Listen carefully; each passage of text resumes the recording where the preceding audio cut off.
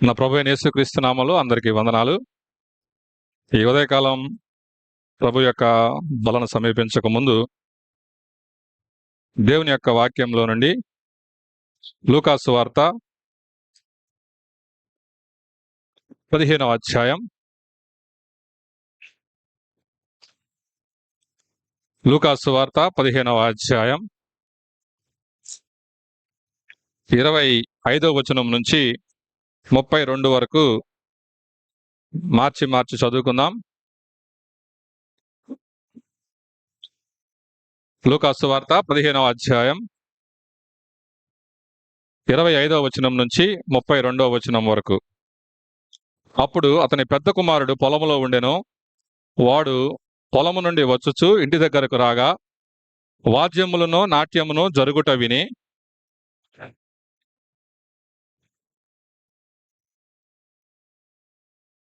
ఆ దాసుడు అతనితో, నీ తమ్ముడు వచ్చి ఉన్నాడు, అతడు తన యొద్దకు సురక్షితముగా వచ్చినందున నీ తండ్రి కొవ్విన దూడను వధించెననెను.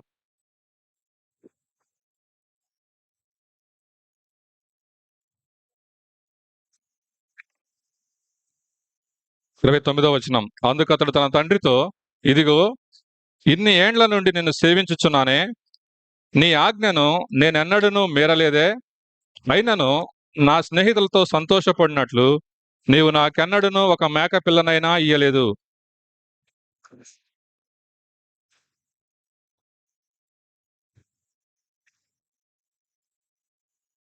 అందుకు అతడు, కుమారుడా, నీవెల్లప్పుడూ నాతో కూడా ఉన్నావు, నావన్నీయు నీవి, మనము సంతోషపడి ఆనందించుట యుక్తమే.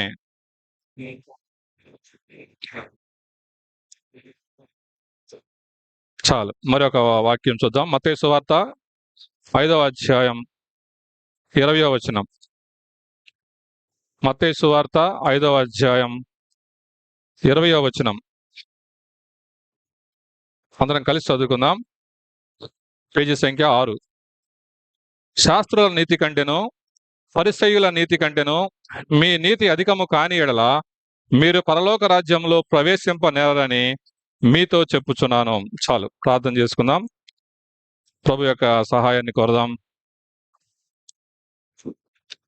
ప్రేమ గల తండ్రి, జీవం కలిగిన దేవా, నీకు వందనాలు, స్తుతులు, స్తోత్రాలు ప్రభు. సైన్యములకు అధిపతియగు యెహోవా అని నీకు పేరు నాయనా. నువ్వు గొప్ప దేవుడవు, శూరుడవు, నీ ఆలోచనలు ఉన్నతమైనవి. ఇటువంటి గొప్ప దేవుణ్ణి ఆరాధించేటువంటి భాగ్యాన్ని మా అందరికి ఇచ్చినందులకై మరొకసారి నీకు వందనాలు, స్తుతులు, స్తోత్రాలు చెల్లిస్తున్నాం. ప్రభా, కొద్దిసేపు నీ వాక్యాన్ని ధ్యానించాలని మేము ఆశపడుతుంటుండగా పరిశుద్ధ ఆత్మదేవ నీ వాక్యం ద్వారా మాతో మాట్లాడాలని వేడుకుంటున్నాం. ప్రభు, నీ శక్తిని, నీ యొక్క ప్రజెన్స్ని మేము కోరుతా ఉన్నాం. మా అందరితో మీరు మాట్లాడండి. మాకు అర్థమయ్యే రీతిలో దేవా మాకు కావలసిన విషయాలు నేర్పించవలసిందిగా వేడుకుంటున్నాం. ప్రభా దేవా, నువ్వు మాట్లాడితేనే మాకు అర్థమవుతుంది. మాకు సహాయం చేయండి. తద్వారా మేము సరిచేయబడిన వారమై బలము పొంది సరైన రీతిలో బలలో చేయి వేయడానికి సహాయం చేయమని వేడుకుంటున్నాం. నిలబడిన నన్ను యేసుక్రీస్తు ప్రభు యొక్క శిలువ రక్తంతో కడిగి శుద్ధునిగా చేసి నీ నోటి బోరగా వాడుకొనండి. సంఘానికి, మా అందరికీ కూడా క్షేమము, మేలు జరిగించమని ఈ వాక్యం ద్వారా ఆత్మీయ అభివృద్ధి కలుగ చేయమని కోరుకుంటూ నీకే వందనాలు చెల్లిస్తూ యేసుక్రీస్తు నామం ద్వారా స్తుతించి ప్రార్థించి అడిగి వేడుకుంటున్నాం మా తండ్రి. ఆమేన్. యేసు ప్రభువారు ఈ లోకంలో జీవించినప్పుడు, భూమి మీద జీవించినప్పుడు ఆయన మాటలు, ఆయన బోధలు వినేవారికి చాలా ఆశ్చర్యాన్ని కలిగించాయి. చాలా మంది ఆశ్చర్యపోయేవారు ఆయన మాటలు చూసినప్పుడు. ఎందుకు అంటే అప్పటి వరకు వారు విన్నటువంటి మాటలు, అప్పటి వరకు వారికి ఉన్నటువంటి జ్ఞానం, వాటిని మించి, వాటికంటే భిన్నంగా యేసు ప్రభు వారి యొక్క బోధలు ఉండేవి. అందుకే చాలా మంది ఆశ్చర్యపోయేవారు. ఏంటి ఈయన బోధలు ఇలా ఉన్నాయి, ఇంత ప్రత్యేకంగా ఈయన మాటలు ఉన్నాయి, ఇలా మాట్లాడుతున్నాడు ఏంటి అనే విధంగా చాలా మంది ఆశ్చర్యపోయేవారు. అప్పటి వరకు ఉన్నటువంటి స్టాండర్డ్స్ ని మించి యేసు ప్రభు మాట్లాడాడు. ఉదాహరణకి ప్రేమ విషయంలో యేసు ప్రభు యొక్క స్టాండర్డ్ అప్పటి వరకు ఉన్నదానికి మించి మాట్లాడాడు. క్షమించే విషయంలో, తగ్గించుకునే విషయంలో, ఇతరులతో ప్రవర్తించే విషయంలో, ఇలా చాలా విషయాల్లో యేసు ప్రభు యొక్క మాటలు, ఆయన బోధలు వినేవారందరినీ కూడా చాలా ఆశ్చర్యానికి గురి చేశాయి. ఒకవైపు ఆయన మాటలు చెప్తూ బోధిస్తూ ఉండేవాడు, మరోవైపు ఏదైతే బోధిస్తా ఉన్నాడో అవే చేస్తా ఉండేవాడు. ఉదాహరణకి తగ్గింపు గురించి మాట్లాడితే ఆయన తగ్గించుకొని జీవించేవాడు. ప్రేమ గురించి మాట్లాడిన దేవుడు ప్రేమించి చూపించేవాడు. క్షమాపణ గురించి హై స్టాండర్డ్ లో మాట్లాడిన దేవుడు క్షమాపణ తన జీవితంలో చూపించి చాలా కార్యాలు చేశాడు. ఈ విధంగా చూస్తూ ఉంటే యేసు ప్రభు యొక్క బోధలు, యేసు ప్రభు యొక్క మాటలు వినేవారికి ఒకంత ఆశ్చర్యంగా, అద్భుతంగా, అరే ఇంత ఉన్నతమైన మాటలు, ఇంత హై లివింగ్ స్టాండర్డ్స్ ఈయన మాట్లాడుతున్నాడు అని చాలా మంది ఆశ్చర్యపోయేవారు. అయితే ఈ మాటలు కొంతమందికి ఆనందాన్ని కలిగించాయి, కొంతమందికి బాధను కలిగించాయి. కొంతమంది సంతోషపడ్డారు, సరి చేసుకున్నారు. కొంతమంది మనసులో నొప్పించి అంటే బాధ పొంది ఆయన మాటలకు వ్యతిరేకంగా ప్రవర్తించడం ప్రారంభించారు. ఇలా రెండు గుంపులు ఉన్నట్లుగా మనం వాక్యాన్ని చదివితే అర్థమవుతుంది. అయితే ఎక్కువగా ఎవరు యేసు ప్రభు యొక్క మాటలకి నొప్పింపబడినట్లు, లేకపోతే బాగా తీవ్రంగా రియాక్ట్ అయినట్లు కనిపిస్తారు అంటే, బైబిల్లో మనం చూస్తే నూతన నిబంధనలో ఒక గుంపు ఉంటారు. వాళ్ళు శాస్త్రులు, ఫరిసయ్యులు.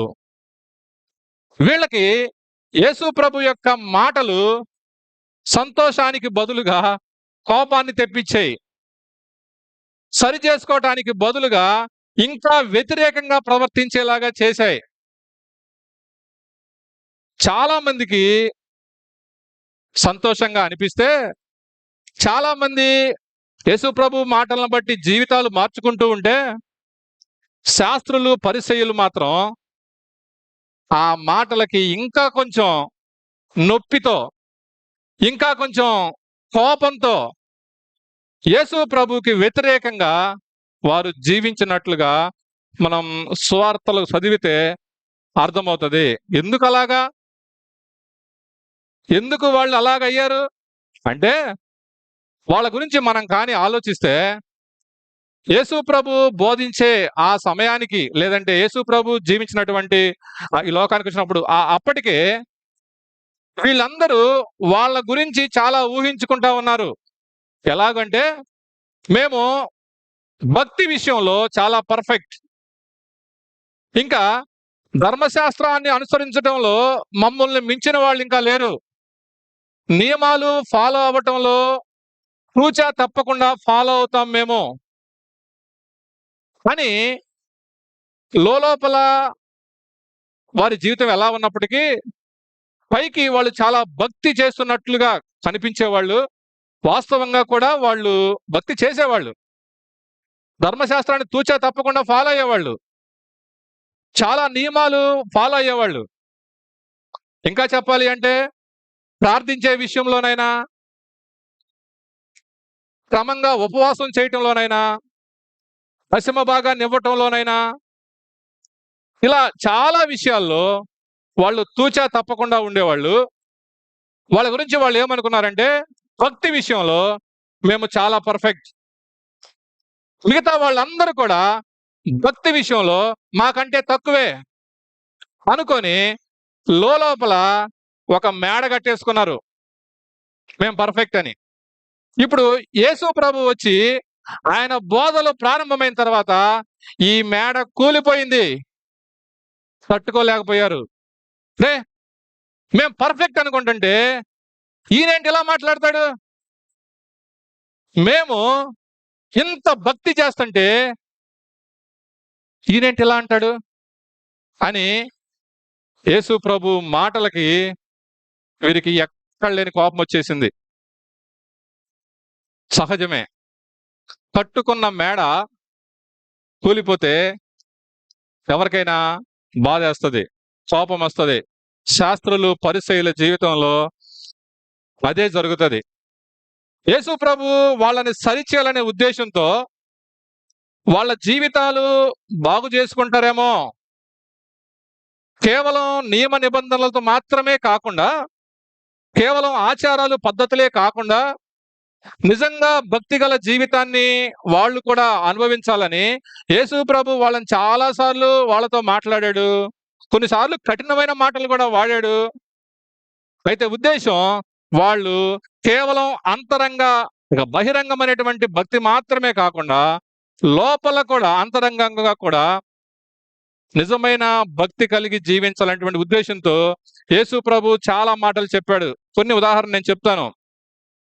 యేసు ప్రభు ఆ సందర్భాల్లో పరిసయ్యుల గురించి మాట్లాడతాడు. ఏమంటాడు అంటే, పరిసయ్యుల యొక్క వేషధారణ అనే పులిసిన పిండిని గూర్చి జాగ్రత్త పడండి అని లోకాసువార్త 12వ అధ్యాయం 1వ వచనంలో ఉంటది. మరి ఒక సందర్భంలో యేసు ప్రభు ఏమంటాడంటే పరిసయ్యుల గురించి అంటూ, వారు గుడ్డివారయ్యుండి గుడ్డివారికి త్రోవ చూపుతారు, గుడ్డివాడు గుడ్డివానికి త్రోవ చూపిన యెడల వారిద్దరూ గుంటలో పడుతురు కదా. ఇంకా ఇలాగ చాలా చెప్పుకుంటూ వెళ్తాడు. మత్తయి సువార్త 23వ అధ్యాయం అయితే అధ్యాయం అంతా కూడా వాళ్ళ గురించే. ఎంత వారి హృదయం కఠినంగా ఉందో వాళ్ళకి అర్థం కావాలని చాలా విషయాలు చెప్తాడు. ఆ అధ్యాయంలో ఒక చోట అంటాడు, వారు విందులలో స్తోత్రం. ఆ మాట చూడండి, మత్తయి సువార్త 23వ అధ్యాయం 6వ వచనం. మత్తయి సువార్త 23వ అధ్యాయం అందరు తినండి. 23వ అధ్యాయం 6వ వచనం చదవండి అన్న. విందులలో అగ్రస్థానములను, సమాజ మందిరములలో అగ్రపీఠములను, సంత వీధులలో వందనములను, మనుష్యుల చేత బోధకులని పిలువబడుటయు కోరుదురు. ఏం కోరుతారంటండి? అగ్రస్థానం కావాలి, అగ్రపీఠం కావాలి, మమ్మల్ని అందరూ నీతిమంతులు అని పిలవాలి, బోధకులని పిలవాలి. ఇది లోపల దాగుంది. దాన్ని లోపల దాచిపెట్టుకొని పైకి క్రమం తప్పకుండా ఉపవాసం చేయటం, పైకి క్రమం తప్పకుండా ప్రార్థన చేయటం, దశమ భాగాలు ఇవ్వటం, అందరిలో భక్తి పరులుగా కనిపించుకోవటం, ఇలాంటి పనులు చేస్తా ఉన్నప్పుడు అంతరంగాన్ని ఎరిగినటువంటి యేసుక్రీస్తు ప్రభువారు ఇది మంచిది కాదు అని వారిలో మార్పు తీసుకురావడానికి చాలా ప్రయత్నాలు చేశాడు. సరి చేసుకుంటారేమోనని చాలా అవకాశాలు ఇచ్చాడు. అయితే బాధాకర సంగతి చెప్పమంటారా? సంవత్సరాలు గడుస్తా ఉన్నాయి. 3.5 సంవత్సరాలు యేసు ప్రభు బోధించాడు. ఆయన చనిపోయే సమయం దగ్గర పడతా ఉంది. వీరు సరి చేసుకోవడానికి బదులుగా ఏ స్థాయికి వెళ్తారంటే, యేసు ప్రభు చనిపోబోయే ముందు రాసినటువంటి మాట ఏముంటదంటే, వారందరంట ఒక చోట కూడుకొని ఈయనను ఎలాగూ సంహరింపుదుమా అని ఆలోచన చేశారని ఉంటది. సరి చేసుకోవటానికి బదులుగా ఎలా సంహరించాలి ఇన్ని అనే స్థాయికి వెళ్ళిపోయారు. పైకి భక్తి ఉంది, ఏ మాత్రం కూడా తప్పకుండా అన్నీ చేస్తున్నారు, దశమ భాగాలు ఇస్తున్నారు, ఉపవాసాలు ఉంటున్నారు, అన్నీ చేస్తున్నారు. కానీ లోపల అసూయ ఉంది. ఎందుకంటే వీరికంటే యేసు ప్రభుని ఎక్కువ మంది వెంబడిస్తా ఉన్నారు. అసూయ కాస్త ద్వేషంగా మారింది, ద్వేషం కాస్త చంపేయాలనేటువంటి స్థాయికి వెళ్ళిపోయింది. అందుకే యేసు ప్రభు యొక్క బోధలు అందరికీ సంతోషాన్ని ఇచ్చినప్పటికీ ఈ శాస్త్రులు పరిసయ్యులు వీళ్ళు మాత్రం సరి చేసుకోవడానికి బదులుగా ద్వేషాన్ని పెంచుకొని ఎలాగైనా యేసు ప్రభుని చంపేద్దాం అనేటువంటి ఆలోచనకి వెళ్ళినట్లుగా మనం వాక్యంలో మనం చూడగలం. పిల్లరా, యేసు ప్రభు శాస్త్రులకు అందరి గురించి అంటే పరిసయ్యుల గురించి సువార్తలు అన్నిట్లో రాసినటువంటి మాటలు మనం చూస్తే ఆయన ఎక్కువగా వాళ్ళల్లో ఉన్నటువంటి కొన్ని అంశాలను ప్రస్తావించాడు. చాలా ఉంటాయి కానీ ప్రాముఖ్యంగా ఆయన ఎక్కువ చెప్పిన మాటలు ఏంటంటే, ఒకటి వేషధారణ. వేషధారణ. రెండోది, వాళ్ళు మేమే పర్ఫెక్ట్, ఎదుటి వాళ్ళు మాకంటే తక్కువ అనే స్వభావాన్ని ఎక్కువ ప్రదర్శించేవాళ్ళు. అంటే వారి తప్పులు వారికి కనపడేవి కాదు, ఎదుటి వారిలో తప్పులు బాగా కనపడేవి. ఇది మరి ఒక లక్షణం వాళ్ళలో మనకు కనపడుతుంది. వీళ్ళు ఎక్కువగా అందరూ గుంపులో ఉంటే మేమే బెటర్, అందుకే అక్కడ చదివాం కదా, అగ్రస్థానాన్ని అగ్రపీఠాన్ని, లేకపోతే మేమే బోధకులని పిలువబట్టడానికి అర్హులమని, ఇలాగూ వాళ్ళ అంతరంగాల్లో కోరికలు దాగి ఉండిపోయాయి. ఇంకా అసూయ ఎక్కువ కనిపిస్తుంది, ద్వేషం కనిపిస్తుంది. ఇవన్నీ గమనించినటువంటి యేసుక్రీస్తు ప్రభువారు వాళ్ళని సరి చేసుకోవటానికి యేసు ప్రభు చాలా వాక్యాలు, చాలా మాటలు ఆయన చెప్పినప్పటికీ వాళ్ళు సరి చేసుకోకుండా ఎలా సంహరిద్దామా అనే స్థాయికి వెళ్ళిపోయారు. ప్రియమైన వర్లరా, ఈ విషయాలన్నీ నేను అధ్యయనం చేస్తా ఉంటున్నప్పుడు ఒక విశ్వాసి ఆత్మీయంగా రక్షింపబడిన తర్వాత సంవత్సరాలు గడుస్తున్న కొద్దీ, ఎదుగుతున్న కొద్దీ దేవుని కోరిక ఏంటంటే ఆ విశ్వాసిలో క్రీస్తును పోలిన లక్షణాలు కనిపించాలి.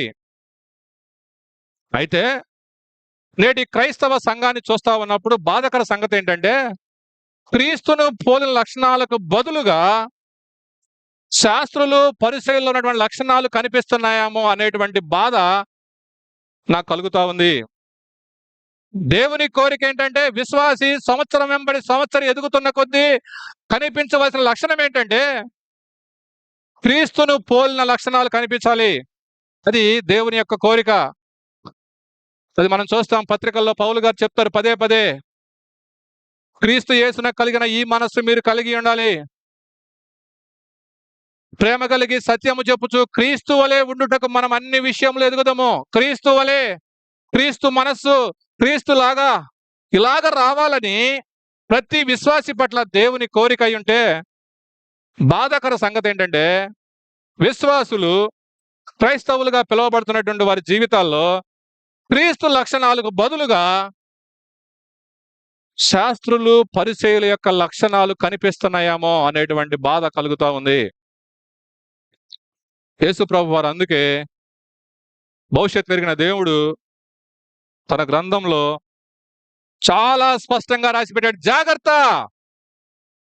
జాగ్రత్త పడండి. తెలియకుండానే పరిసయ్యుల లక్షణాలు, శాస్త్రుల లక్షణాలు విశ్వాసిలో ఎదుగుతున్న కొద్దీ వచ్చేస్తాయి. జాగ్రత్త పడాలి అనే సత్యాన్ని పరిశుద్ధాత్మ దేవుడు రాయించి పెట్టాడు. ఈరోజు ఈ వాక్యాన్ని వింటున్నప్పుడు మనం ఆలోచించాల్సింది, ఎదుగుతున్న కొలది మనలో క్రీస్తు లక్షణాలు కనిపిస్తా ఉన్నాయా, లేదా పొరపాటున శాస్త్రులు పరిచయులలాగా దేవుడు వద్దన్నవి, దేవుడు కోరుకోవద్దన్నవి, దేవుడు ఇష్టపడనివి ఒకవేళ వాటిని కోరుకుంటున్నామా అనేటువంటి విషయాలు కొద్దిగా ఆలోచించాలని నేను కోరుతా ఉన్నాను. రండి మనం చదువుకున్నటువంటి వాక్యంలోకి వెళ్దాం. లూకాసు వార్త 15వ అధ్యాయం 25 నుంచి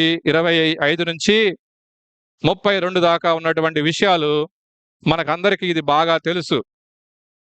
మనందరికీ బాగా కంఠస్థమైనటువంటి, బాగా తెలిసినటువంటి పాసేజ్ ఇది కదా. సండే స్కూల్ పిల్లలు చెప్పమన్నా చెప్తారు. చెప్పటం మాత్రమే కాదు, యాక్షన్స్ చేసి చెప్తారు. యాక్షన్స్ మాత్రమే కాదు, స్కెచ్లతో గీసి చూపిస్తారు. చిన్న కుమారుడు, పెద్ద కుమారుడు, తండ్రి, ఆ గొర్రెలు, పందులు, ఇంకా చాలా చిన్నప్పటి నుంచి వింటూనే ఉన్నాం, చాలా బాగా తెలుసు. అయితే పెద్ద కుమారుడు విషయంలో జరిగినటువంటి కొన్ని విషయాలు ఈ ఉదయకాలం ఒకసారి అధ్యయనం చేయడానికి మనం ప్రయత్నం చేద్దాం. 25వ వచనం నేను చదువుతా ఉన్నాను. అప్పుడు అతని పెద్ద కుమారుడు పొలములో ఉండెను. అప్పుడు అన్నప్పుడు ఎప్పుడు? అక్కడ ఆగాలి. ఎప్పుడక? ఆ! అప్పుడు అనే విషయాన్ని నేను కొద్దిగా అప్పుడు అన్నప్పుడు ఆ ముందు ఏం జరిగిందో తెలియాలి. అది తెలిస్తేనే తర్వాత మనకర్థమవుతది. మనకు తెలుసన్నా, మాకందరికి బాగా తెలుసన్నా నువ్వు చెప్పవసరం లేదు అనొచ్చు. అయితే ఒక్కసారి నేను గుర్తు చేస్తాను. ఒకసారి గుర్తు చేసుకొని పెద్ద కుమారుల్లోకెళ్దాం. మనకు తెలుసు కదా! ఒక కుటుంబంలో తండ్రి ఉన్నాడు, ఇద్దరు కుమారులున్నారు. మనకు బాగా తెలుసు. ముగ్గురు వ్యక్తులు కనిపిస్తారు. ఒక ఆశ్చర్యమైన మాట చెప్పనా? ముగ్గురు వ్యక్తులు ఒకే కుటుంబంలో ఉంటారు. ఆశ్చర్యం ఏంటంటే, ముగ్గురు యొక్క లక్షణాలు 3 రకాలుగుంటాయి. ముగ్గురు ఒకే కుటుంబంలో ఉన్న వ్యక్తులు, తండ్రి, ఇద్దరు కుమారులు. ముగ్గురు యొక్క జీవితాలు, లక్షణాలు మనం చూస్తే ముగ్గురివి వేరుగుంటాయి. ఒకరితో ఒకరికి అసలు కలవదు. అదేంటో నేను చెప్పడానికి ప్రయత్నం చేస్తా. చిన్న కుమారుడి గురించి మనకు తెలుసు. తనకొక ఆలోచనొచ్చింది. తండ్రి దగ్గరికెళ్ళాడు. నా ఆస్తి నాకిచ్చేయి అన్నాడు. తీసేసుకున్నాడు. తండ్రి చాలా చెప్పుంటాడు. "రేయ్ వద్దురా! రేయ్ పాడైపోతావు. మంచిది గాదు. ఇక్కడే ఉండు." అంటే "నాకక్కర్లేదు నాన్న నాకిచ్చేసేయ్" అని చెప్పేసి తీసుకున్నాడు. దూరంగా వెళ్ళిపోయాడు. ఏం జరిగిందో మనకు తెలుసు. దుర్వ్యాపారం చేశాడు. వేశ్యలతో తిని, త్రాగి తిరిగాడు. ఇష్టానుసారంగా జీవించాడు. అయితే మార్పొచ్చేసింది. పాపం యొక్క ఫలితం అనుభవించడం ప్రారంభమైంది. ఆ దేశంలో కరువొచ్చేసింది. తినటానికి తిండి లేదు. కట్టుకోవడానికి బట్టలు లేవు. చేయటానికి పని లేదు.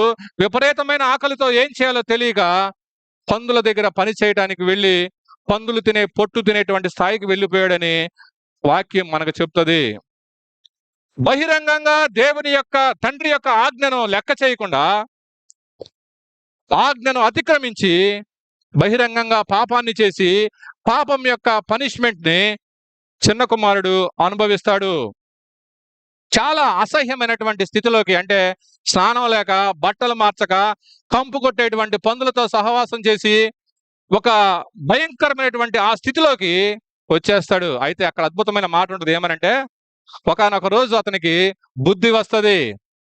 చక్కగా రాసి ఉంటది. బుద్ధి వచ్చినప్పుడు ఏం చేస్తాడంటే, చక్కగా మరలా తన తండ్రి యొక్క ప్రేమను జ్ఞాపకం చేసుకొని, అయ్యో నా తండ్రి దగ్గర కూలి వాళ్ళకి కూడా సమృద్ధిగా ఆహారం ఉంది అని గుర్తు చేసుకొని, పశ్చాత్తాపంతో నేను తప్పు చేశాను, నేను అర్హుడని కాను అనేటువంటి మనసు కలిగి తండ్రి దగ్గరికి తిరిగొస్తాడు. చిన్న కుమారుడిని మనం చూస్తే చాలా భయంకరమైనటువంటి పాపం చేసిన వ్యక్తిగా, తండ్రి యొక్క ఆజ్ఞను మీరిన వ్యక్తిగా, తండ్రిని లెక్క చేయని వ్యక్తిగా, వేశ్యలతో తిని త్రాగి తిరిగి అలాంటి వ్యక్తిగా మనకు కనిపిస్తాడు. అయితే పశ్చాత్తాపంతో తిరిగి వస్తాడు. ఇప్పుడు తండ్రి ఏం చేస్తాడో తెలుసా? ఆ మాట చదవండి. 20వ వచనం. వాడింకా దూరముగా ఉన్నప్పుడు తండ్రి వానిని చూచి కనికరపడి పరిగెత్తి వాని మెడ మీద పడి ముద్దు పెట్టుకొనెను. నా వైపు చూడండి. వాడింకా దూరంగా ఉన్నాడు. తండ్రి చూచాడు. కనికరపడి పరిగెత్తుకుంటూ వెళ్ళి మెడ మీద పడి ముద్దు పెట్టుకున్నాడు. ఏమండి ఆలోచించండి. ఎలా వెళ్ళాడు ఈ కుమారుడు? "అరే వద్దురా" వినలా. "నీకు మంచిది కాదురా" వినలా. "అరే నేనున్నా కదా నీకు, నాకు నువ్వు అక్కర్లేదు" ఇలాంటి స్వభావంతో వెళ్ళిపోయిన వ్యక్తి ఇంకా దూరంగా ఉన్నప్పుడే కనీసం ఒక్క మాట కూడా మాట్లాడలా. ఏదైతే సిద్ధపడ్డాడో, ఏమని పశ్చాత్తాపం పడదాము, తండ్రిని క్షమాపణ వేడుకుందాము అని ఇవన్నీ మనసులో ఉన్నాయి కానీ కనీసం చెప్పను కూడా చెప్పలేదు. తండ్రి పరిగెత్తుకుంటూ వెళ్ళి వాని మెడ మీద పడి ముద్దు పెట్టుకొనెను. చాలా మంది ఏమంటారంటే, ఈ తండ్రి ఆ కుమారుడి కోసం ఎదురు చూస్తా ఉన్నాడు. హి ఈజ్ వెయిటింగ్, ఇంకా వస్తాడని సంవత్సరాల వెంబడి ఎదురు చూస్తా ఉన్నటువంటి ఈ తండ్రి కనిపించగానే పరిగెత్తుకుంటూ వెళ్ళి మెడ మీద పడి ముద్దు పెట్టుకున్నాడు. What a great love! ఎంత మంచి తండ్రి అండి ఈయన. ఇప్పుడు అంటాడు, పని వాళ్ళని పిలిచి రండి హలో రండి అని పని వాళ్ళని పిలిచి, నా కుమారుడు వచ్చేసాడు, వాడికి ఏం చేస్తారు అంటే ప్రశస్త వస్త్రము తొడిగించండి, కాళ్ళకి చెప్పులు తొడిగించండి, చేతికి ఉంగరం తొడిగించండి, కొవ్విన దూడను వధించండి, మనము సంతోషపడదాం అనగానే ఇక వాళ్ళందరూ ఏర్పాట్లు చేసేశారు. వాద్యములు, నాట్యములు, సంతోషం, మంచి గుమగుమలైనటువంటి వాసనలు ఇవన్నీ వస్తా ఉన్నాయి ఇంటిలో. తండ్రి కనికరపడి, ప్రేమ చూపించి, సంతోషపడి అలాగా రియాక్ట్ అవుతాడు. What a great love, what a great father. ఎంత గొప్ప తండ్రినా. ఇప్పుడు ఆ మాట అప్పుడు అని చదవాలి. ఎప్పుడు? ఎప్పుడు? ఇవన్నీ జరుగుతా ఉన్నప్పుడు అప్పుడు పెద్ద కుమారుడు వచ్చాడు. ఇప్పుడు చదువుదాం. అప్పుడు చూడండి 25వ వచనం నేను చదువుతా ఉన్నా. అప్పుడు అతని పెద్ద కుమారుడు పొలములో ఉండెను. వాడు వచ్చుచు ఇంటి దగ్గరకు రాగా వాద్యములను నాట్యమును జరుగుట విని. నా వైపు చూడండి. పెద్ద కుమారుడిని మనం చూస్తా ఉంటే నాకు అనిపిస్తుంది పెద్ద కుమారుడు చాలా మంచివాడు వాస్తవంగా. కాదా? మీరు చెప్పండి. పొలానికి ఎవరు వెళ్తారండి? ఎవరు వెళ్తారు? కష్టపడి పని చేసే వాళ్ళు వెళ్తారు. ఇతను కష్టపడుతూ ఉన్నాడు, తమ్ముడితో సంబంధం లేకుండా. తమ్ముడు వెళ్ళిపోయాడు కాబట్టి దాన్ని ఏం పట్టించుకోకుండా, నేను కూడా వెళ్ళిపోదాం అనేటువంటి మనసేమీ లేకుండా యథాప్రకారంగా పొలానికి వెళ్ళాడు, కష్టపడతా ఉన్నాడు. పెద్ద కుమారుడు ఎవరయ్యా అంటే బాగా కష్టపడే వ్యక్తి. రియల్లీ కష్టపడే వ్యక్తి అతను. పొలానికి వెళ్ళి తనకి ఏమీ తెలియదు, పాపం చక్కగా వచ్చాడు. ఇంకా పెద్ద కుమారుడు ఏం కనిపిస్తుంది అంటే అతను అంటాడు, నేనెన్నడూ నీ ఆజ్ఞను మీరలేదే. ఉందా మాట? ఉందా మాట లేదా? ఎన్నో వచనం? 20. అందుకు అతడు తన తండ్రితో మధ్యలో ఉంటది, నీ ఆజ్ఞను నేనెన్నడూను మీరలేదు. ఇతను ఎప్పుడూ కూడా తండ్రి ఆజ్ఞను మీరేవాడు కాదు. తండ్రి ఏం చెప్తే పొలానికి వెళ్ళు, ఓకే తండ్రి, నువ్వు ఈ పని చేయి చేస్తాను, నువ్వు అది చేయి చేస్తాను, అన్ని చెప్పింది చెప్పినట్లుగా ఆజ్ఞను మీరకుండా చేశాడు. ఎంత మంచివాడు. తర్వాత ఇంకో మాట అంటాడు, నేను చూడండి 29లోనే, ఇదిగో ఇన్ని ఏండ్ల నుండి నిన్ను సేవించున్నానంటే నీ బాగోగులను నేనే చూసుకుంటున్నాను కదా, నువ్వు చెప్పినవన్నీ చేస్తా ఉన్నాను కదా. చాలా మంచి లక్షణాలు పెద్ద కుమారుడిలో కనిపిస్తాయి. ఇప్పుడు తండ్రి ఒక రకంగా చిన్న కుమారుడిని ఆహ్వానించాడు. పెద్ద కుమారుడు వచ్చాడు. పెద్ద కుమారుడు అప్పటి వరకు ఉన్నటువంటి మంచి లక్షణాలన్నీ ఇప్పుడున్న పరిస్థితుల్లో చూస్తే చాలా ప్రత్యేకంగా కనిపిస్తాయి. మొత్తం మారిపోయినట్టు కనిపిస్తాయి. మరొక విధంగా రెస్పాండ్ అవుతాడు. ఒక రకంగా చూస్తే తండ్రి ఏ విధంగా ప్రతిస్పందించాడో పెద్ద కుమారుడు ప్రతిస్పందన చూస్తే తండ్రి ఆశ్చర్యపోతాడు. రండి చూద్దాం ఏం చేశాడో, ఎలా రెస్పాండ్ అయ్యాడో మనం ఆలోచిద్దాం. 28వ వచనం నేను చదువుతా ఉన్నా.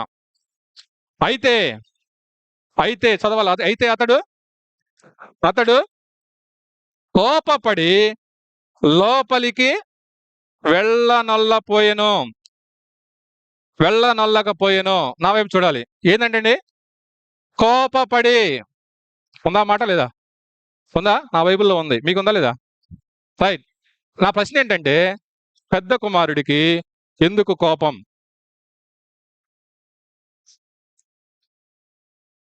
నా ఇంకా చూస్తున్నారు తెలుసా మీరు? అది కూడా తెలియదన్న నీకు అన్నట్టు చూస్తున్నారు. ఎందుకు కోపం? ఏందండి అటు చూస్తారు? ఎందుకండి కోపం? ఎందుకు వచ్చింది కోపం? చెప్పాలి.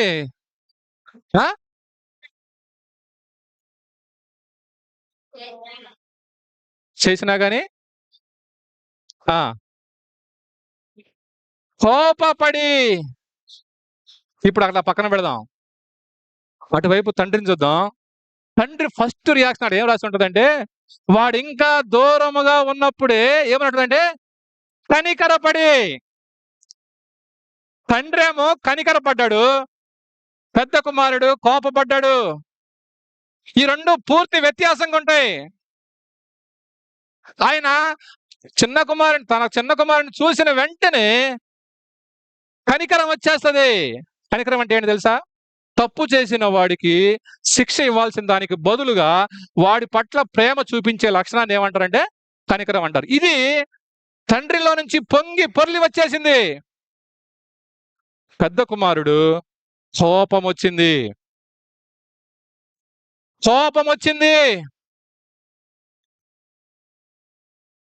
నేను ఆలోచిస్తా ఉన్నప్పుడు పెద్ద కుమారుడిలో ఇన్నాళ్ళు లేనటువంటి ఈ పరిసైన లక్షణం ఒక్కసారిగా బయటకు వచ్చేసింది.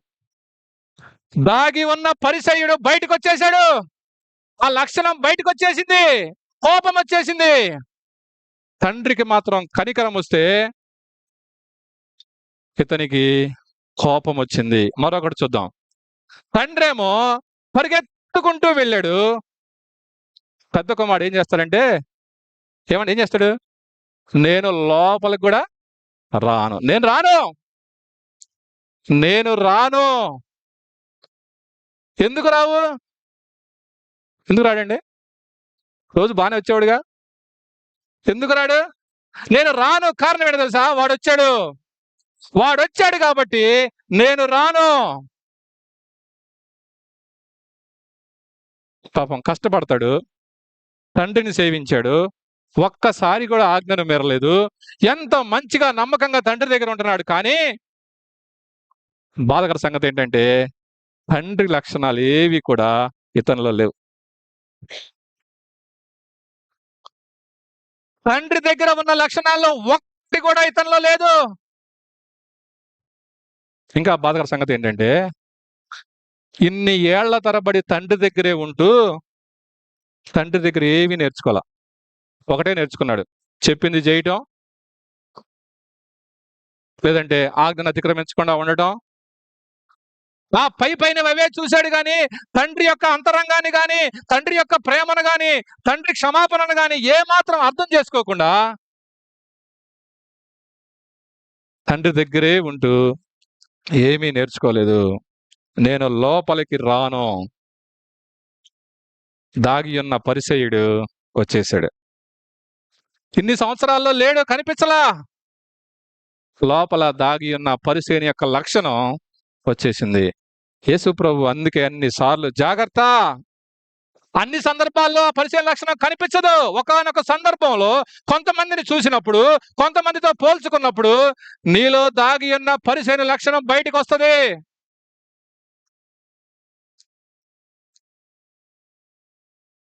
నేను అనుకుంటాను ఈ మధ్య కాలంలో చాలా మంది ఇంటికి వచ్చిపోయి ఉంటారు తండ్రి దగ్గరికి.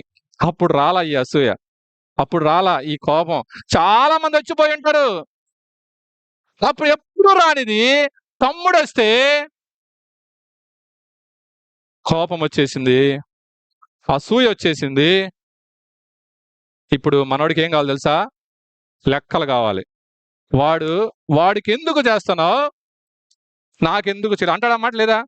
ఏమంటాడు? 29వ వచనం, అయినను నా స్నేహితులతో సంతోషపడినట్లు నీవు నాకెన్నడను ఒక్క మేక పిల్లనైనను ఇయ్యలేదు. అయితే నీ ఆస్తిని వేశ్యలతో తినివేసిన ఈ నీ కుమారుడు రాగానే వీని కొరకు కొవ్విన దూడను వధించితివి. కంపారిజన్. నేను చాలా చేశాను, నువ్వు నాకేమి ఇవ్వలేదు. ఏమీ చేయని వాడు వచ్చేసరికి నువ్వు వాడికి అన్నీ చేస్తున్నావు. ఇది నేటి క్రైస్తవ సంఘాల సమస్య. ఇది నేటి విశ్వాసుల సమస్య. వాడు రానంతకాలం ఏమి ఇబ్బంది లేదు, కానీ వాడు వచ్చాడు కాబట్టి నాలో నుంచి లేనిపోయిన అన్ని వచ్చేస్తా ఉన్నాయి. ఎందుకంటే వాడు అర్హుడు కాదు, నువ్వు అర్హుడుగా చేసావు. వాడు దేనికి అర్హుడు అంటే పనిష్మెంట్కి అర్హుడాడు. నువ్వు వాడిని తిట్టి బయటకు నెట్టేయాలి, కానీ నువ్వు వాడి దగ్గర తీసుకున్నావు చూసావా, అది నాకు ఇష్టం లేదు. ఇది నేటి విశ్వాసుల సమస్య. భయంకరమైన సంగతి ఏంటంటే ప్రతి విశ్వాసిలో కూడా పరిసయ్యుడు దాగి ఉన్నాడు. ఆయా సందర్భాల్లో వాడు బయటకు వస్తా ఉన్నాడు. వాడి లక్షణాలు బయటకు వస్తా ఉన్నాయి. నాకంటే తక్కువ వాడు కొంచెం పైకి వెళ్తుంటే వచ్చేస్తున్నాడు బయటికి. నేను అప్పుడు దాకా నేనే గొప్ప అనుకున్నాను, మరొకడు అలా పైకి వెళ్తుంటే నాకేమొస్తుందంటే వాడు బయటకు వచ్చేస్తా ఉన్నాడు. అప్పటిదాకా నేను కట్టుకున్నటువంటి నా ఊహలన్నీ, నా మేడలన్నీ కూలిపోతున్నప్పుడు వచ్చేస్తామని ఈ లక్షణాలు. ఇప్పుడంట తండ్రి ఏం చేస్తాడు తెలుసా? తండ్రి వెళ్ళి బతిమాలతాడండి. బతిమాలతాడండి. నేను లోపలికి రాను. ఈ ప్రతిస్పందన చూసినప్పుడు అత్యంత ఆశ్చర్యపోయింది ఎవరంటే తండ్రే. మరి నువ్వేంటి ఇలా ప్రవర్తిస్తున్నావు? నువ్వు రోజు నాతో కలిసి ఉన్నావు కదా, నాతో కలిసి తిన్నావు కదా, నా మాటలు విన్నావు కదా, నా ప్రేమ చూసావు కదా, ఇలాంటి ప్రతిస్పందన నేను నీ నుంచి ఎక్స్పెక్ట్ చేయలేదు అని బతిమాలతాడు. రా లోపలికి రా. రా ఏమైంది అంటే అంటాడు మనోడు. ఏమంటాడు తెలుసా? ఎవరు వచ్చారంటాడు? ఎవరు వచ్చారంటాడు? ఈ నీ కుమారుడు. ఏమనాలండి? తమ్ముడు అనొద్దా? ఏమనాలండి? ఈ తమ్ముడు తిరిగి వస్తే నువ్వు ఇలా చేస్తున్నావు అనాలి కదా. నో, వీడు తమ్ముడు అంటానికి కూడా అర్హుడు కాదు. ఈ నీ కుమారుడు, వాడు నీకు కుమారుడు. నీకు ఇష్టమేమో, నీకు ప్రేమేమో, నాకు లేదు. ప్రియమైన వర్లారా, పెద్ద కుమారుణ్ణి బయట నుంచోబెడితే లోకం అంతా కూడా ఏమంటదంటే హీఈస్ పర్ఫెక్ట్, హీఈస్ ఎక్సలెంట్, అతను చాలా మంచివాడు, అతను చెప్పిందంతా న్యాయమే, అతనిలో ఎక్కడా తప్పులేదు. అది లోకానుసారంగా. కానీ యేసు ప్రభు యొక్క మనసు కానీ, యేసు ప్రభు యొక్క బోధలు కానీ, యేసు ప్రభు చూపించిన జీవన విధానం కానీ అది కాదు. పూర్తి భిన్నం, పూర్తిగా భిన్నం. అయితే నేటి క్రైస్తవ సంఘాలు నేర్చుకోవాల్సినవి నేర్చుకోకుండా, నేర్చుకోకూడనివి, ఉండకూడనివి, యేసుక్రీస్తు ఇష్టపడనివి ఎంతో ఇష్టంగా నేర్చుకుంటా ఉన్నారు. గొప్ప చేసుకోవటం, పేరు ప్రఖ్యాతలు, నేనే, నాకు కదా నువ్వు ఇవ్వాల్సింది, నేను అర్హుణ్ణి. తండ్రి అడుగుతా ఉన్నాడు. తండ్రి వేసిన ప్రశ్న అనుకుంటా ఉంటాను, తండ్రి అసలు నీకెందుకు కోపం వస్తుందిరా? ఎందుకు వస్తుందిరా? నాకు రాలేదు కదా. నాకు ఎంత సంతోషం వస్తుంటే నీకెందుకు వస్తుంది? ఎందుకు వస్తుందంటే లోపల కావలసినంత అసూయ ఉంది, లోపల కావలసినంత ద్వేషం ఉంది. అందువల్ల సంతోషానికి బదులుగా ఏమొస్తా ఉందంటే కోపం వస్తా ఉంది. తండ్రి అడుగుతా ఉన్నాడు. ఇప్పుడు నేను తండ్రి గురించి ఆలోచిస్తా ఉన్నా. ఒకడేమో దూరంగా వెళ్ళిపోయి బాధ పెడితే, ఇంకొకడు ఇంట్లోనే ఉండి లోపలికి రారా అంటే నేను రానని మరొక విధంగా బాధ పెడతా ఉన్నాడు. బతిమాలుతుంటే పట్టించుకోకుండా మరొక విధంగా బాధ పెడతా ఉన్నాడు. అతనేమో తప్పిపోయిన కుమారుడైతే ఇతనేమో తొలగిపోయిన కుమారుడు. బోధల నుంచి, ప్రేమ నుంచి, క్షమాపణ నుంచి, వీటన్నిటి నుంచి తొలగిపోయి తన సొంతగా కొన్ని కట్టుకొని, సొంతగా కొన్ని చేస్తూ, తండ్రితో సంబంధం లేకుండా, తండ్రి నుంచి నేర్చుకోకుండా మరొక విధంగా తండ్రిని బాధ పెట్టినవాడు, తొలగిపోయిన వాడుగా కనిపిస్తా ఉన్నాడు. ప్రియమైన వర్లారా, సహజంగా మనిషికి అసూయ, ద్వేషం అనేది స్వాభావిక లక్షణం, స్వభావ సిద్ధంగా వస్తుంది. అయితే పరిశుద్ధాత్మ దేవుని యొక్క సహాయం తీసుకొని, యేసుక్రీస్తు యొక్క బోధనలు చూసి, యేసు ప్రభు యొక్క జీవన విధానాన్ని చూసి మనం నేర్చుకోవాల్సింది ఏంటంటే అది మంచిది కాదు. దేవుడు దాన్ని చాలా అసహ్యించుకుంటాడు. అసూయ ఎందుకు వస్తుందండి? ఏమన్నా నీకు తెలియదా అంటారా? ఎందుకు వస్తుందండి? నేను ఇలా ఆలోచిస్తాను. ఉదాహరణ, గుంటూరు జిల్లా కలెక్టర్ గారు ఇల్లు కట్టున్నారు అనుకోండి, నాకు అసూయ వస్తుందా? వస్తారా? రాదు కదా. కానీ మా తమ్ముడు, మా అన్న కడితే వస్తారా? మీరు ఆయన కడుతున్నారు తెలుసా? ఆయన కడితే రానప్పుడు ఈయన కడితే ఎందుకు వస్తుంది నాకు అర్థం కాదు. ఎందుకండి? ఎవరి దగ్గర నాకు ఈయన కడితే నాకు ఏం రావాలా? సంతోషం రావాలి, ఆనందం రావాలి, దేవుణ్ణి స్తుతించాలి, దేవుణ్ణి గొప్ప చేయాలి. దేవా, నా సహోదరుడికి, నా తమ్ముడికి, నా నా తోడికోడలకి, లేదా మా అత్తగారికి, మా ఎవరైతే ఉన్నారో నా చుట్టుపక్కల వాళ్ళకి నువ్వు ఇంత మేలు చేశావని రావాల్సిన దానికి బదులుగా ఎక్కడి నుంచి వస్తుందో తెలియదు కానీ లోపల నుంచి అసూయ బయలుదేరుతుంది. అది ఎలా బయటపడుతుంది అంటే ఏదో విధంగా మాటల రూపంలో బయట పెడతారండి. డైరెక్ట్ గా వాళ్ళతో అనరు, పక్కన వాళ్ళతో అంటారు. ఉదాహరణకి మా తమ్ముడు ఇల్లు కట్టాడు అనుకోండి, నేనేమంటాను తెలుసా? వాడు ఎట్ట కట్టాడు నాకు తెలుసులే. ఏంటి దాని అర్థం? అంటే దాని అర్థం ఏంటి? ఇక వీడికి అనిపిస్తుంది ఎట్ట కట్టుంటాడబ్బా, ఏం అన్న ఇంతలో మాట అన్నాడు అంటే ఏదో ఉంది, ఏదో చేసి ఉంటాడు. నా అసూయని, నా ద్వేషాన్ని ఏదో రకంగా మాటల రూపంలో బయట పెడతాను. నాకు అతను ఉన్నత స్థానానికి వెళ్తానికి ఇష్టం లేదు, నా దృష్టిలో వాడు కిందే ఉండాలి. ఎంత ఘోరం అంటే క్రైస్తవ సంఘాల్లో నాకన్నా ఒక్క రవ ఏ విషయంలోనైనా, అది దేనిలోనైనా కొంచెం ఉన్నతంగా వెళ్తున్నారు అనగానే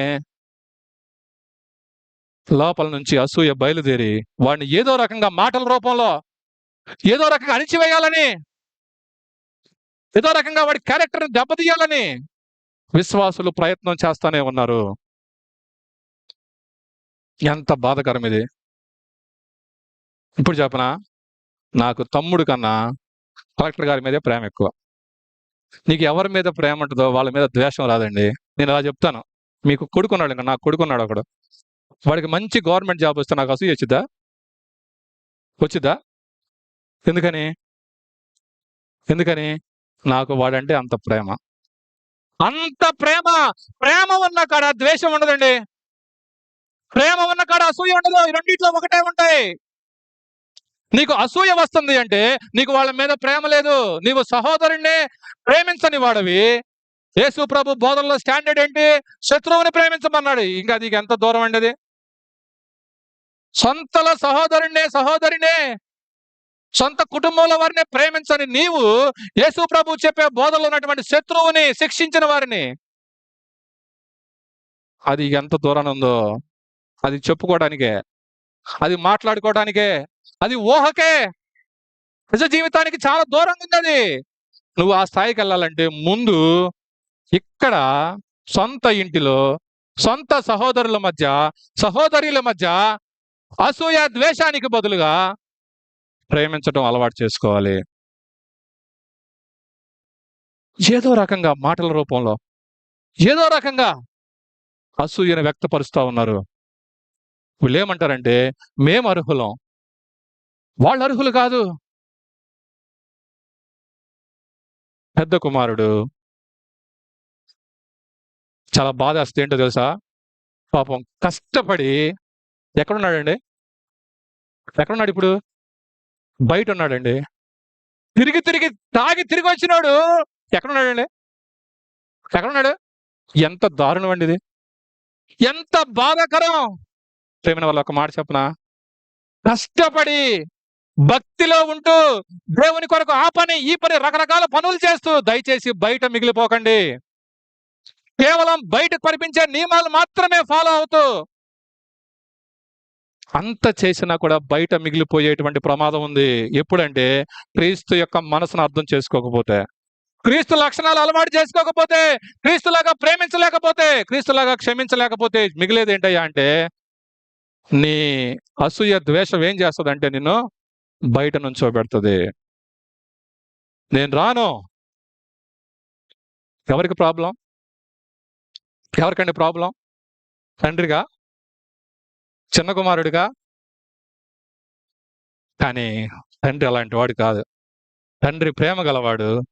బహిరంగ పాపం చేసిన వాడినైనా, అంతరంగంలో పాపం కలిగిన వాడినైనా ఇద్దరిని ప్రేమించాడు. That is the greatness of our God. బహిరంగ పాపం చేసిన వాడినైనా, అంతరంగ పాపం చేసిన వాడినైనా, కనిపించే విధంగా పాపం చేసిన వాడినైనా, కనిపించకుండా లోపల దాచిపెట్టుకున్న ఆ పాపాలలో ఉన్నవాడినైనా ఇద్దరిని కూడా ప్రేమించినటువంటి ప్రేమామయుడు నీ దేవుడు, నా దేవుడు.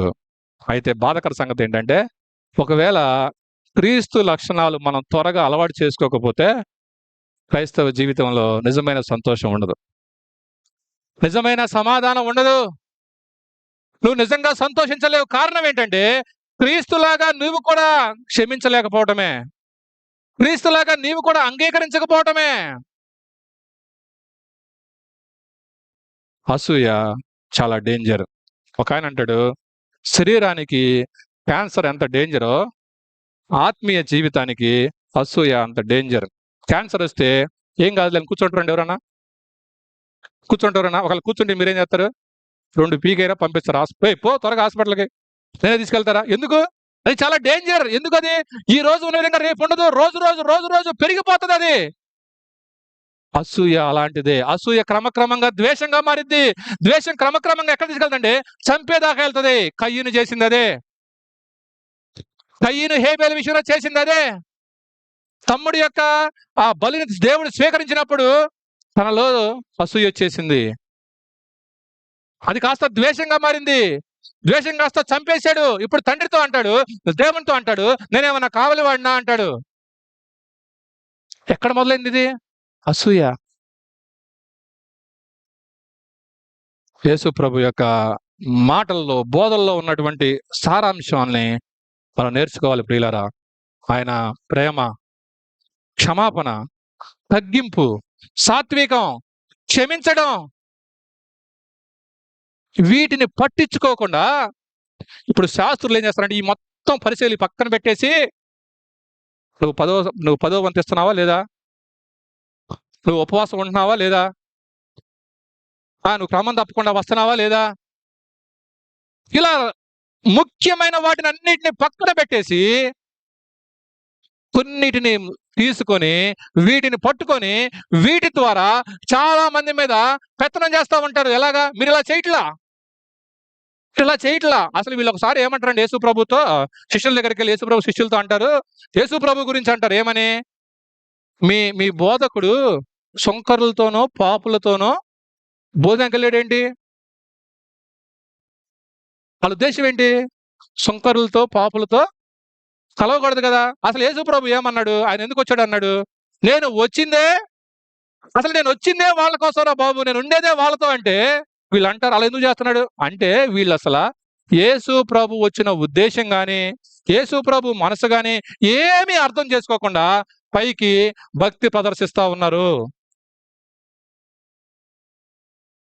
ప్రియమైన వర్లారా, ఈ పైకి భక్తిగా కనిపించే వాటిని చేయటం చాలా ఈజీ, చాలా తేలిక. దశంభాగం ఇచ్చేయచ్చు, దేవుడు ఇచ్చాడు కాబట్టి ఇస్తాం. శ్రమ తప్పకుండా సంఘానికి రావచ్చు, పెద్ద కష్టమేం కాదు, సమయం ఉంది కాబట్టి. ఇంకా పై కనిపించేవన్నీ చేయొచ్చు, కానీ అంతరంగంలో ఉండేటువంటి కొన్ని ఉంటాయి చూసారా, వీటిని డీల్ చేయాలంటే కొద్దిగా కష్టం. కొంచెం క్రయం చెల్లించాలి, కొంచెం అహాన్ని పోగొట్టుకోవాలి, నేను అనే స్వభావాన్ని పోగొట్టుకోవాలి. ఇతరులను దేవుడు స్వీకరించినప్పుడు నేను కూడా స్వీకరించే మనసు నాకు ఉండాలి. యేసు ప్రభు పరిసయ్యుల యొక్క జీవితాలు మన ముందు పెట్టాడు. మీరు జాగ్రత్తగా ఉండండి. పరిసయ్యుల యొక్క వేషధారణ అనే పులిసిన పిండి గురించి జాగ్రత్త పడండి అని చెప్తాడు. ప్రియమైన వర్లారా, మన విశ్వాసాలకు ఎదుగుతున్నా ఉన్నప్పుడు ఒక డేంజర్ ఏంటంటే, సంవత్సరం వెళ్తా ఉన్నప్పుడు నాలో రావాల్సింది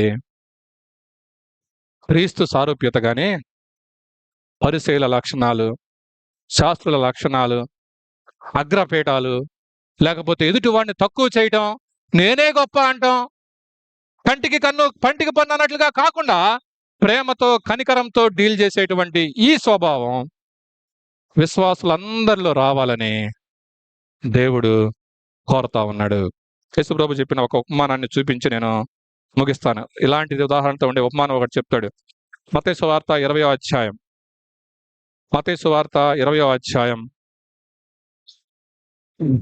మత్తయి సువార్త 20వ అధ్యాయం 1 నుంచి 16 వచనాల్లో ఒక ఉపమానం చెప్తాడు. మీరు అది ఎవరు చదవ, చాలా పెద్దది, నేను చెప్తాను, మా అందరికి తెలుసు, అది చాలా ఈజీగా అర్థమవుతుంది. నా వైపు చూడాలి. ఒక యజమానికి ద్రాక్ష తోట ఉంటుంది. ఈ ద్రాక్ష తోటలో పని చేయడానికి కూలి వారిని పిలవాలని యజమాని ఒక ప్రణాళిక, కూలి వారిని పిలుద్దామని ఆలోచిస్తాడు. ఇప్పుడు ఏం చేస్తాడంటే, బయటికి వెళ్ళి ఉదయకాలంలో నా ద్రాక్ష తోటలో పని ఉంది, మీరు పనికి వస్తారా అంటే వాళ్ళు వస్తామంటారు. నువ్వు ఎంత ఇస్తావు అంటే, ఒక దేనారం ఇస్తాను నేను, మీరు కానీ రోజంతా పని చేస్తే. అంటే దేనారం అంటే ఎంత అంటే ₹1/2. వాళ్ళు అంటారు, మాకు ఓకే, మేము వస్తాము అని ఉదయకాలమే పనికి వచ్చేస్తారు. 9 గంటల ఆ ప్రాంతంలో ఈ యజమానుడు మరలా బయటికెళ్ళి, నా తోటలో పనుంది, మీరు వస్తారా అని అడుగుతాడు. వాళ్ళు అంటారు, మేము బయట ఖాళీగానే ఉన్నాం, మేము కూడా పనికి వస్తామని. 9 గంటలకి మళ్ళీ కొంతమంది వస్తారు. ఈ యజమానుడు మళ్ళా సుమారుగా 12 గంటల సమయంలో బయటికి వెళ్తే కొంతమంది కనిపిస్తారు. వాళ్ళని అడుగుతాడు, నా తోటలో పనుంది, వస్తారా అంటే, మేము వస్తాము అంటారు. వాళ్ళు కూడా లోపలికి వస్తారు. మరలా 3 గంటలకు వెళ్తాడు, కొంతమందిని పిలుస్తాడు, వాళ్ళు కూడా వస్తారు. పని సమయం 5 గంటల వరకు, సుమారుగా 6 గంటల వరకు. 5 గంటల ప్రాంతంలో మరలా బయటికి వెళ్తే మరలా కొంతమంది కనిపిస్తారు. వాళ్ళని అడుగుతాడు, నా తోటలో పనుంది, వస్తారా అంటే, వాళ్ళు కూడా వస్తారు. ఉదయం కొంతమంది 9 గంటలకి, 12 గంటలకి, 3 గంటలకి, 5 గంటలకి, ఇలా రకరకాలుగా వచ్చారు. ఇప్పుడు యజమాని ఏమంటాడంటే, పనంతా అయిపోయింది, మీరు డబ్బులు వాళ్ళకి ఇవ్వాలి కదా, చేసిన కూలి ఇవ్వాలి కదా, వెనక నుంచి ఇవ్వండి అంటే, 5 గంటలకు వచ్చినట్టు ఉంటారు చూసారా చివరిలో. ఫస్ట్ వాడికి ఏమని చెప్పాడు, ఒక దేనారం అన్నాడు కదా. చివరి వాడు దగ్గరికి వస్తే ఏమంటాడంటే, వాడికి ఒక దేనారం ఇవ్వండి అంటాడు. పత్తనికి ఒక దేనారం ఇచ్చేస్తారు. తర్వాత 3 గంటలకు వస్తారు చూసారా, వాడికి కూడా ఒక దేనారమే ఇస్తాడు. ఇప్పుడు ఉదయాన్నే వచ్చారు చూసారా, వాళ్ళు దూరంగా అనుకుంటారు, ఒరే ఆ చివరోడు ఒక దేనారం ఇచ్చారు కదా, మనం ఎప్పుడు వచ్చాం, ఉదయాన్నే వచ్చాం కదా, మనకి కనీసం ఎంత ఇస్తాడు, చాలా ఇస్తాడు మనకి. చివరోడికి ఎంత ఇచ్చాడంటే, ఫస్ట్ వాడికి నాకు చాలా ఎక్కువ వస్తాయని ఆలోచిస్తారు. ఈ తండ్రి ఏం చేస్తాడంటే, అందరికీ కూడా ఒక దేనారమే ఇస్తాడు. ఇప్పుడు వీళ్ళందరికీ ఏమొస్తుంది, సహజంగా ఏమొస్తుంది, ఇష్టం, సంతోషం వస్తుందా, కోపం వస్తుంది. ముఖ్యంగా ఉదయాన్నే వచ్చారు చూసావా, వాళ్ళకి ఆ యజమాని ఏం చెప్పాడంటే, నీకు రోజంతా పని చేస్తే ఒక దేనారం ఇస్తాను అంటాడు. చాలా సంతోషంగా వచ్చారు. కానీ ఇప్పుడు ఆ చివరోడికి ఒక దేనారం ఇచ్చేసరికి, సంతోషంగా వచ్చి పని చేసినటువంటి వీడికి, ఇప్పుడు రండి ఆడ చదువుతాను, ఒక మాట చదువుతాను, ఏం వచ్చిందో మీరు చూస్తాను. 12వ వచనం, 10వ వచనం చదువుతా ఉన్నా.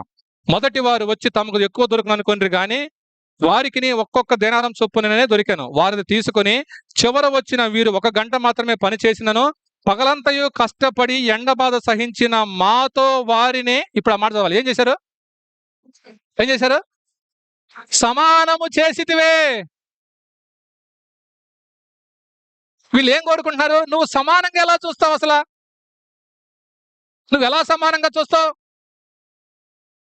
ఇప్పుడు యేసుప్రభు ఆయన ఏమంటాడు, తండ్రి ఏమంటాడంటే, ఆ యజమాని చేసితివే అని ఆ ఇంటి యజమానిని సనుగుకొనిరి.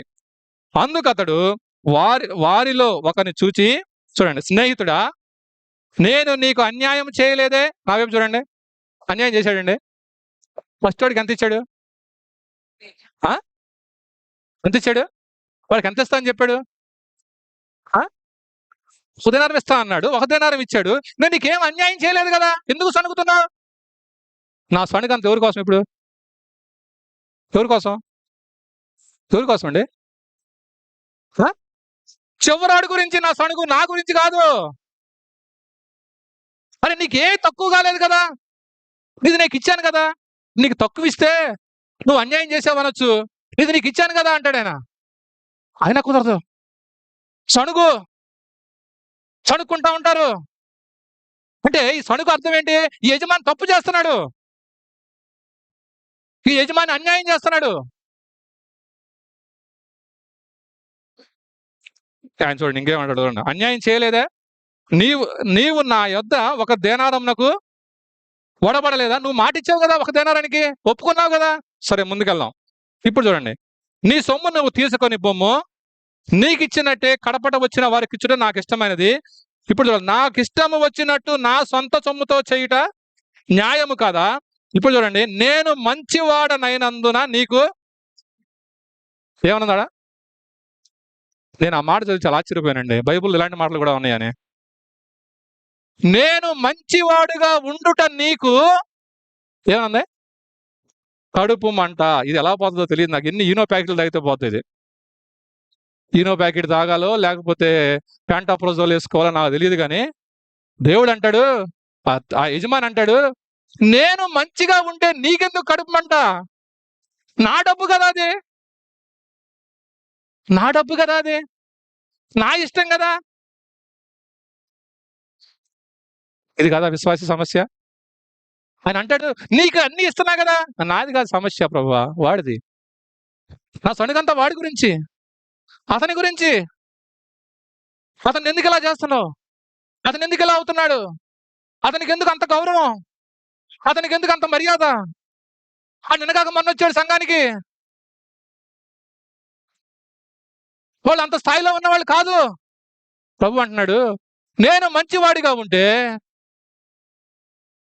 నీకెందుకు కడుపుమంట? నాకు ఆ మాట చదివినప్పుడు చాలా ఆశ్చర్యం వేసింది. ప్రభు స్పష్టంగా రాసిపెట్టిన మాట, నేను మంచివాడనైతే నీకెందుకు కడుపుమంట? నా పక్కన వారినో, నా తోటి వారినో దేవుడు అభివృద్ధి చేస్తా ఉంటే దేవుని స్తుతించాల్సింది పోయి అసూయ, ద్వేషం వస్తే మనలో సరి చేసుకోవాల్సిన విషయం ఉంది. సరి చేసుకోవాల్సిన విషయం ఉంది. ప్రియులారా,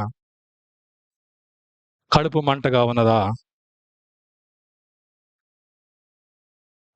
బహిరంగ పాపమైన, అంతరంగ పాపమైన ఏదైనా సరే తండ్రి తేలిక తీసుకోడు. దాన్ని సరిచేయాల్సిందే. చిన్న కుమారుడు బహిరంగ పాపం అయితే, పెద్ద కుమారుడు అంతరంగ పాపం. పిల్లరా, ముగిస్తా ఉన్నాను. మనందరికీ తెలుసు, పెద్ద కుమారుడు యొక్క ప్రతిస్పందన చూస్తే, అసలు యేసు ప్రభువుని ఎరగని వ్యక్తి, అసలు యేసు ప్రభు గురించి ఏమీ తెలియనటువంటి ఆ రోజుల్లోనే యోసేపు తన సహోదరులంతా కొట్టి, హేళన చేసి, బహిరంగంగా గుంటలో పడేసి, అమ్మేసి, ఎంత దారుణంగా ప్రవర్తిస్తే, ఎంత హేళనగా మాట్లాడారు వాళ్ళు. ఒరే ఈడు ఏంటది కలలు చెప్పేవాడు వస్తున్నాడు రా అని హేళనగా మాట్లాడి అమ్మేస్తే, కొన్ని సంవత్సరాలు గడిచిన తర్వాత వీళ్ళందరూ అమాయక ఫేసులు పెట్టుకొని, గిన్నెలు సంచులు పట్టుకొని యోసేపు ఎదురుగా నిలబడితే ఏం చేయాలండి? నేనైతేనా తర్వాత చేసే సంగతి పక్కన పెట్టి ముందు నేను కొన్ని ప్రశ్నలు వేస్తారే, ఎందుకు నన్ను ఆ రోజు మీరు ఇట్లా చేశారా? ఎందుకు చేశారా మీరు ఇలాగా? వాళ్ళని ప్రశ్నించి, హింసించి, చాలా చేసి, ఎంతైనా నమ్ముకున్నాడు కాబట్టి యేసు ప్రభుని చివరిలో ఆ ప్రేమతో వేస్తారు. మరీ అసలు యోసేపు లాగా అంత స్వభావం నాకు లేదు. ముందైతే కొన్ని అడగాల్సిందే, ఎలా వచ్చారా మీరు అసలు? కానీ యేసు ప్రభు యొక్క ప్రేమను చూడని ఈ వ్యక్తి కొన్ని వందల సంవత్సరాల క్రితం ఏం చేశాడండి? లోపల దుఃఖం పొర్లిపోతా ఉంటే లోపలికెళ్ళి తలుపేసుకొని ఏడ్చి బయటకొచ్చి తమ్ముళ్ళని, అన్నలని హత్తుకున్నాడండి. లోపల వాళ్ళు చేసినవని తెలుసు, దుఃఖం వస్తా ఉంది. కానీ దుఃఖం వాళ్ళు చేసిన దానికి కాదు, నా సహోదరులు ఇలా అయిపోయారని. లోపలికి వెళ్ళి మన అధ్యాయాలు చదువుతుంటే దాదాపు 3-4 సార్లు ఆయన లోపలికి వెళ్ళి ఏడ్చి, దుఃఖం అంతా అణుచుకొని, కళ్ళు తుడుచుకొని మామూలుగా వచ్చి వాళ్ళతో ప్రేమగా మాట్లాడినట్లు మనం చూస్తాం. యేసు ప్రభు యొక్క శిలువ కార్యాన్ని చూడని ఈ వ్యక్తి ఇంత చక్కగా ప్రతిస్పందిస్తే, యేసు ప్రభు యొక్క శిలువ కార్యాన్ని చూసి ఆ ప్రేమను అనుభవించినటువంటి మనము సహోదరులను ఎలా చూడాలి? ఎలా ప్రతిస్పందించాలి? ఆలోచిద్దాం. ఒకవేళ పరిసయ్యున లక్షణం మనలో దాగి ఉంటే సరి చేసుకుందాం. కళ్ళు వంచండి, ప్రార్థన చేసుకుందాం.